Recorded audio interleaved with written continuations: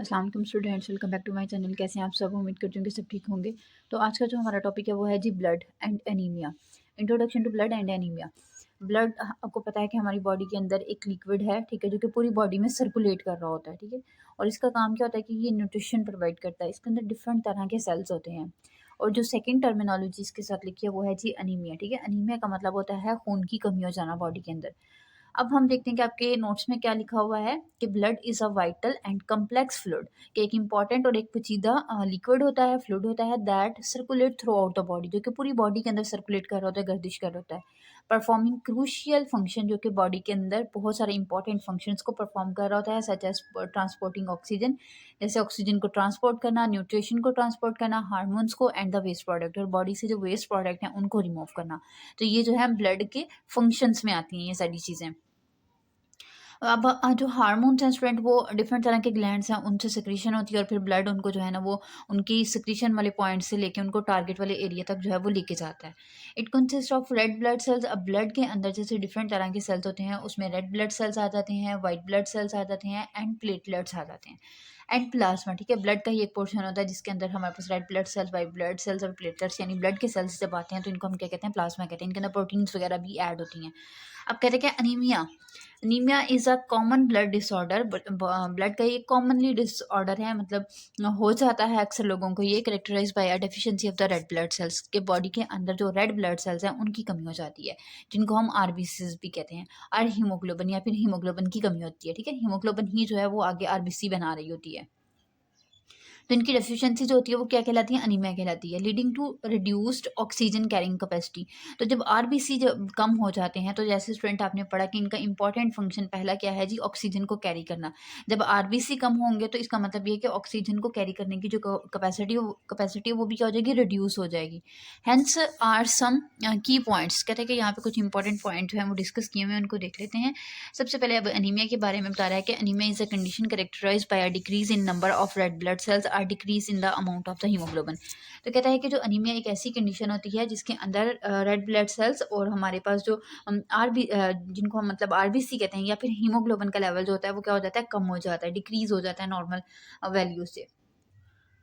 अब जो स्टूडेंट हमारे पास फीमेल होती हैं उनके अंदर जो है ये इनकी अमाउंट 12 से लेके 14 तक होती है, और जो मेल होते हैं उनके अंदर इसकी अमाउंट जो है वो 14 से लेके 16 तक होती है, ठीक है। तो इतना जो है ये नॉर्मल हीमोग्लोबिन का लेवल होता है। जब इससे वैल्यू जो है वो बिलो जाती है तो पेशेंट जो है वो किसकी तरफ जाता है? अनीमिया की तरफ जाता है। उसके बाद कहता है कि haemoglobin is a protein in the red blood sales. कहता है कि एक प्रोटीन होती है जो कि रेड ब्लड सेल के अंदर प्रेजेंट होती है, that carry oxygen from the lungs to the rest of the body, ठीक है। तो हमें पता है कि लंग्स का काम क्या है कि जब हम सांस अंदर लेके जाते हैं तो ऑक्सीजन को अंदर लेके जाते हैं बॉडी में। अब वो जो ऑक्सीजन है वो ब्लड ब्लड के अंदर मौजूद मौजूद जो हीमोग्लोबिन है उसने इसको पकड़ना होता है, फिर पूरी बॉडी को ट्रांसपोर्ट कर देना होता है। ऑक्सीजन स्टूडेंट हमारी बॉडी के एक तरह से समझ लें कि न्यूट्रिशन है। हमारी बॉडी के अंदर जितने भी ऑर्गन्स हैं, जितने भी सेल्स हैं, उनको अपना काम करने के लिए ऑक्सीजन की ज़रूरत होती है। तो जब इसकी डेफिशिएंसी हो जाएगी तो बॉडी के ऑर्गन सेल्स वगैरह जो हैं वो प्रॉपर्ली काम नहीं कर सकेंगे। Anaemia can result from various causes. अब कहते हैं कि ये जो कमी होती है हम हीमोग्लोबिन की या आरबीसी की, ये डिफरेंट चीज़ों की वजह से हो जाती है, डिफरेंट काजेज होती हैं। And its symptom can range from mild to severe. उसके जो सिम्टम है वो मतलब माइल्ड से लेकर स्वीयर तक भी हो सकते हैं, यानी हल्के फुल्के भी हो सकते हैं और बहुत शिद्दत के साथ भी पेशेंट को आ सकते हैं। अब सबसे पहले यहाँ पे टाइप ऑफ अनीमिया के बारे में बताया हुआ है, आयरन डेफिशिएंसी अनीमिया। अब कहता है कि आयरन डेफिशिएंसी अनीमिया में insufficient iron for the production of the haemoglobin, कि आप अपनी डाइट ही अच्छी नहीं ले रहे, कि डाइट के अंदर जो है वो आयरन का इंटेक कम है, ठीक है। तो वो फिर आयरन जब कम होगा तो फिर हीमोग्लोबिन की जो प्रोडक्शन है, जो कि उसके लिए आयरन इंपॉर्टेंट होता है, ठीक है। तो आयरन जब नहीं होगा तो प्रोडक्शन भी क्या हो जाएगी? कम हो जाएगी, इनसफिशिएंट होगी। उसके बाद है जी विटामिन डेफिशिएंसी अनीमिया, यानी कुछ ऐसे वाइटामिन होते हैं जिनकी प्रेजेंस जो है, जिनकी जो है वो जब तक वो बॉडी के अंदर नहीं होंगे तो जो है वो आरबीसी की फॉर्मेशन नहीं होती। अब सबसे पहले आ जाता है विटामिन बी 12 डेफिशिएंसी अनीमिया। इसमें कहता है जी कि नाम से ही पता लगा कि ये जो विटामिन बी 12 है, ठीक है, उसकी डेफिशिएंसी से हो जाता है। Lack of vitamin B 12 which is essential for the RBC production, ठीक है। विटामिन बी 12 इसकी जब कमी हो जाती है और ये इंपॉर्टेंट होता है आरबीसी की प्रोडक्शन के लिए, तो फिर इस कंडीशन में भी पेशेंट अनीमिया की तरफ जाएगा। उसके बाद आ जाता है जी फोलेट डेफिशिएंसी अनीमिया, ठीक है। फोलेट डेफिशिएंसी के अंदर ये होता है कि इनएडिक्वेट लेवल हमारे पास होता है जी फोलिक एसिड का, यानी विटामिन बी 9 का, ठीक है। जो विटामिन बी 9 है इसको हम फोलिक एसिड कहते हैं। तो जब इसकी कमी होती है तो उस कंडीशन में पेशेंट जो है अनीमिया की तरफ जाएगा। उसके बाद कुछ कंडीशंस आ जाती हैं, क्रोनिक डिजीजेज आ जाती हैं, जिसकी वजह से पेशेंट अनीमिया में जाता है। Condition such as the chronic kidney disease, ठीक है, यानी कि किडनी का कोई इशू है जो कि एक लंबे टाइम से चल रहा है, या फिर इन्फ्लामेटरी डिसऑर्डर, या बॉडी के अंदर कोई इन्फ्लामेटरी डिसऑर्डर चल रहा है, किसी भी ऑर्गन की इन्फ्लामेशन हुई हुई है जो कि लंबे टाइम से चल रही है, तो उस कंडीशन में भी जो है पेशेंट अनीमिया की तरफ चला जाता है। उसके बाद आ जाता है जी हीमोलाइटिक अनीमिया। हीमो का मतलब होता है जी ब्लड, ठीक है, या फिर हीमोग्लोबिन, और लाइटिक का मतलब होता है ब्रेकडाउन, ठीक है। और अनीमिया मतलब ये कि आरबीसी की जो ब्रेकडाउन है वो अगर नॉर्मल अमाउंट से ज़्यादा हो रही है, उस कंडीशन में पेशेंट जो है वो अनीमिया की तरफ जाता है। अब स्टूडेंट क्या होता है कि जो हमारे आरबीसी होते हैं इनका जो है एक लाइफ टाइम होता है। इनका जो लाइफ स्पैन होता है वो नॉर्मली 120 डेज़ होता है। 120 डेज़ के बाद आरबीसी जो हैं वो डिस्ट्रॉय हो जाते हैं, हमारी बॉडी उनको डिस्ट्रॉय कर देती है और फिर नए आरबीसी बनते हैं। अगर ये डिस्ट्रक्शन जो है बहुत ज़्यादा हो रही है तो उस कंडीशन में भी पेशेंट अनीमिया में जाएगा।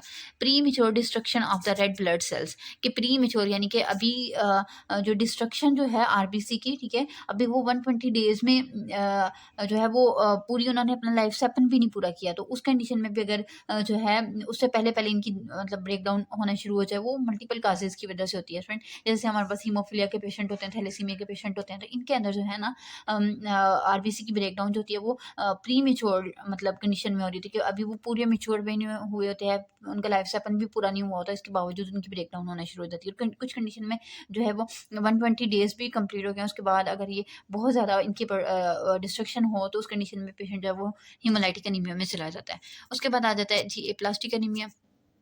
ए प्लास्टिक जो वर्ड होता है स्टूडेंट, इसका मतलब ये होता है कि जो सेल है, ए प्लास्टिक जो वर्ड इंडिकेट कर रहा है कि जो सेल है इसका साइज़ क्या हो जाता है, छोटा हो जाता है, ठीक है। अब इसमें क्या होता है कि जो हमारे बोन मैरो के अंदर जो सेल प्रोड्यूस कर रहे होते हैं, ठीक है, आरबीसी को जो बना रहे होते हैं, इनका साइज़ छोटा हो जाता है। जब इनका साइज़ छोटा हो जाता है तो जो आरबीसी है उनकी प्रोडक्शन भी क्या हो जाएगी, कम हो जाएगी। तो reduce production of the RBC in the bone marrow, ठीक है, उसको हम क्या कहते हैं, ए प्लास्टिक अनीमिया कहते हैं। उसके बाद सिकल सेल एनीमिया आ जाता है। अब सिकल जो है स्टूडेंट हम कहते हैं आम जुबान में, जैसे वो फसलें काटने के लिए दरंती नहीं यूज़ होती, उसको हम कहते हैं, ठीक है, उस तरह दरंती की जो शक्ल होती है उसको हम सिकल कहते हैं, ठीक है, इंग्लिश में। अब ये जो सिकल है ठीक है, ये एक जेनेटिक डिसऑर्डर होता है जिसकी वजह से हीमोग्लोबिन की प्रोडक्शन क्या होती है, एबनॉर्मल होती है। इसमें स्टूडेंट जो है ना आरबीसी की प्रोडक्शन इस तरह से आरबीसी का स्ट्रक्चर होता है, यानी एक पतला सा आरबीसी इस तरीके से होता है, ठीक है। तो नॉर्मली आरबीसी की ये वाली जो है शक्ल नहीं होती, हमारी बॉडी फिर जब इसकी शक्ल ठीक नहीं होती तो इसको डिस्ट्रॉय कर देती है, ठीक है। तो ये एक जेनेटिक डिसऑर्डर होता है, मतलब जनरेशन टू जनरेशन रन करता है। हीमोग्लोबिन की प्रोडक्शन ठीक नहीं होती तो फिर बॉडी इसको डिस्ट्रॉय करेगी और पेशेंट अनीमिया में जाएगा। उसके बाद थैलेसीमिया आ जाता है। थैलेसीमिया में भी कहते हैं कि इनहेरिटेड ब्लड डिसऑर्डर होता है, यानी ये जनरेशन टू जनरेशन शिफ्ट होता है, अफेक्टिंग द हीमोग्लोबिन प्रोडक्शन, कि इसमें हीमोग्लोबिन की प्रोडक्शन जो है वो अफेक्ट होती है, यानी कि इसमें हीमोग्लोबिन की जो प्रोडक्शन है नॉर्मल नहीं होती। जो हीमोग्लोबिन को बनाने वाली चेन्स होती हैं स्टूडेंट, उनके अंदर अमाइनो एसिड की जो सीक्वेंस है वो डिस्टर्ब हो जाती है, जिसकी वजह से जो है फिर अल्फा और बीटा चेन की जो है ना तरतीब या सीक्वेंस आप कह लें ख़राब होती है, और पेशेंट जो है वो हीमोग्लोबिन की प्रोडक्शन ठीक तरह से नहीं करता, और फिर उसके बाद बॉडी उसको डिस्ट्रॉय कर देती है और थैलेसीमिया में चली जाती है। नेक्स्ट हमारे पास आ जाते हैं जी सिम्टम। सबसे पहले जो इसका सिम्टम आएगा वो है जी फटीग। अब फटीग किसे कहते हैं, थकन होना, ठीक है, feeling tired and weak. Patient जो है हर टाइम जो है वो थकावट फील करेगा, कमजोरी महसूस करेगा। पेल स्किन, यानी स्किन का कलर जो है वो पीला पीला सा हो जाएगा, due to reduced blood flow and oxygen delivery, कि जो है वो ब्लड का फ्लो जो है हर सेल को प्रॉपरली नहीं जाएगा, ऑक्सीजन नहीं मिलेगी, जिसकी वजह से बॉडी जो है वो पेलनेस में चले जाएगी। उसके बाद है जी shortness of breath, specially with physical activity, कि थोड़ी सी भी वो फिजिकल एक्टिविटी यानी कोई भी काम करेगा तो पेशेंट को जो है वो सांस लेने में दुश्वारी आएगी। डिजीनेस आर लाइट हेडेडनेस, यानी उसको घनूदगी सी फील होगी, मदहोशी सी फील होगी, resulting from reduce oxygen to blood to brain, कि ब्रेन तक जो है वो ऑक्सीजन की सप्लाई जब प्रॉपर्ली नहीं जाएगी तो उस कंडीशन में पेशेंट जो है वो घनूदगी बेहोशी सी या मदहोशी सी जो है ना वो फील करेगा। कोल्ड हैंड एंड फीट, तो इस तरह के जो लोग होते हैं स्टूडेंट, इनके जो हाथ हैं, ठीक है, बिल्कुल ठंडे होते हैं, पैर बिल्कुल ठंडे होते हैं, पुअर सर्कुलेशन की वजह से होता है कि ब्लड जो है वो प्रॉपर्ली सर्कुलेट नहीं कर रहा होता, हाथ पाँव जल्दी गर्म नहीं होते हैं, तो सर्दियों में इस तरह के लोगों को काफ़ी प्रॉब्लम होती है। हेडेक होगा कुछ केसेस में, ठीक है, सर दर्द होगा, उसको इरेगुलर भी हार्ट बीट होगी, इन सीवियर एनीमिया, कि पेशेंट को जो है वो घबराहट फील होगी, दिल की धड़कन जो है वो कम ज़्यादा होगी, तो पेशेंट के लिए जो है ना ये एक प्रॉब्लमेटिक कंडीशन होती है। डायग्नोसिस जो है सबसे इंपॉर्टेंट टेस्ट तो सीबीसी होता है, ठीक है, यानी कंप्लीट ब्लड काउंट के हम सीबीसी से अंदाज़ा लगाएंगे हीमोग्लोबिन कितनी है। Measure the number of red blood sales, haemoglobin and other blood component, ठीक है, तो सीबीसी से हमें आइडिया हो जाएगा कि आरबीसी का नंबर क्या है, हीमोग्लोबिन कितनी है और बाकी जो ब्लड के सेल्स हैं वो कितने हैं।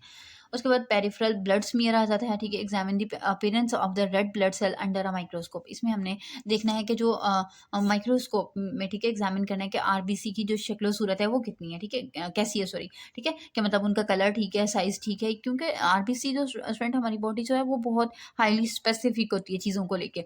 तो अगर ज़रा सा भी कोई आता है, फ़र्क आता है, तो हमारी बॉडी उसको डिस्कार्ड कर देती है। तो आरबीसी की जो है ना वो हम उनकी शेप देखेंगे, उनका साइज़ देखेंगे, कलर्स वगैरह देख रहे होते हैं कि वो ठीक है या नहीं ठीक, ठीक है। तो कुछ बाज़ अगर ये चीज़ें भी ना ठीक हो तो उस कंडीशन में बॉडी उनको डिस्कार्ड कर देती है। आयरन स्टडीज़ आयरन लेवल को असेस करेंगे, ठीक है, ब्लड के अंदर कितना है, कि आयरन की कमी की वजह से तो नहीं हीमोग्लोबिन की प्रोडक्शन कम हो रही। उसके बाद विटामिन बी 12 और फोलेट लेवल चेक करेंगे, ठीक है, कि इनकी डेफिशिएंसीज की वजह से तो नहीं अनीमिया हो रहा। फिर बोन मैरो को भी चेक करेंगे, ठीक है, in certain cases to determine the causes. जब हमें फाइंड आउट नहीं होंगे, नहीं पता लगेगा कि किस वजह से जो है ना वो इतना लेवल कम है, तो फिर हम एंड पे जो है वो एक बोन मैरो का एग्जामिनेशन भी करेंगे कि बोन मैरो से प्रोडक्शन तो ठीक हो रही है कि नहीं हो रही। उसके बाद ट्रीटमेंट में सबसे पहले हम आयरन सप्लीमेंट्स देंगे, ठीक है, फॉर आयरन डेफिशिएंसी एनीमिया, ठीक है। आयरन की वजह से तो आयरन सप्लीमेंट देंगे, विटामिन की डेफिशिएंसी की वजह से तो फिर उनको विटामिन हम जो है ना वो प्रिस्क्राइब करेंगे। और कुछ कंडीशन में जब एचबी बहुत ज़्यादा कम हो जाती है, जब बिलो 5 आ जाती है, ठीक है, उस कंडीशन में फिर हम जो है पेशेंट को ब्लड ट्रांसफ्यूज भी करवाते हैं in severe cases for the rapid correction, ठीक है, कि रैपिड जब पेशेंट की जान खतरे में है, ठीक है, उस कंडीशन में हम उसको ब्लड ट्रांसफ्यूज भी कर देते हैं। उसके बाद आ जाता है जी एरिथ्रोपोइटिन इंजेक्शन, ठीक है। अब एरिथ्रोपोइटिन स्टूडेंट एक ऐसी प्रोटीन होती है, ठीक है, जो कि क्या करती है कि बॉडी के अंदर आरबीसी की प्रोडक्शन करवा रही होती है, ठीक है। तो ये जब इसके इंजेक्शन लगवाएंगे तो ये स्टिमुलेट करेगी कि रेड ब्लड सेल की प्रोडक्शन को किया बढ़ाया जाए। उसके बाद है जी ट्रीटमेंट ऑफ अंडरलाइंग कंडीशन, या तो अगर इसके अलावा कोई बॉडी के अंदर इन्फ्लेमेटरी कंडीशन चल रही है, कोई क्रोनिक कंडीशन चल रही है, तो उसके फिर हमने उनको फाइंड आउट करना है, फिर उनको ट्रीट करना है, इसको करेक्ट करने के लिए, ठीक है। उस काज को फाइंड आउट करना है, फिर उसी हिसाब से उसको ट्रीटमेंट करना है। प्रिवेंशन आ जाता है, तो प्रिवेंशन में हमने क्या करना है कि डाइटरी मेजर्स को मेंटेन करना है, ठीक है। अपनी फूड जो है हेल्दी डाइट लेनी है, ठीक है, जिनके अंदर आयरन हो, ठीक है। फॉर एग्जांपल हमारे पास मीट आ जाता है, लेग्यूम्स यानी फलियों वाली जो खुराक होती है, लीफी ग्रीन वेजिटेबल्स आ जाती हैं, ठीक है, सुरख पत्तों वाली सब्जियां, इनके अंदर आयरन की अमाउंट ज़्यादा होती है। And food rich in vitamin, और जो ऐसी फूड्स हैं जिनके अंदर वाइटामिन जो है वो प्रेजेंट होते हैं, तो उनको हम लोगों ने लेना है। इसके बाद सप्लीमेंटेशन है व्हेन डाइटरी इनटेक इनसफिशिएंट, यानी कि अगर आप अपनी डाइट के थ्रू जो है अपनी विटामिन्स की कमी को पूरा नहीं कर पा रहे, तो फिर उसके बाद आपने सप्लीमेंटेशन की तरफ भी जाने के सप्लीमेंट्स भी ले लेने हैं, ठीक है। तो स्टूडेंट ये था आज का हमारा टॉपिक एनीमिया और ब्लड का। उम्मीद करती हूँ आपको समझ आ गई होगी। अगर कोई क्वेश्चन हो तो आप मेरे से पूछ सकते हैं। अपनी दुआओं में याद रखिएगा। अल्लाह हाफ़िज़।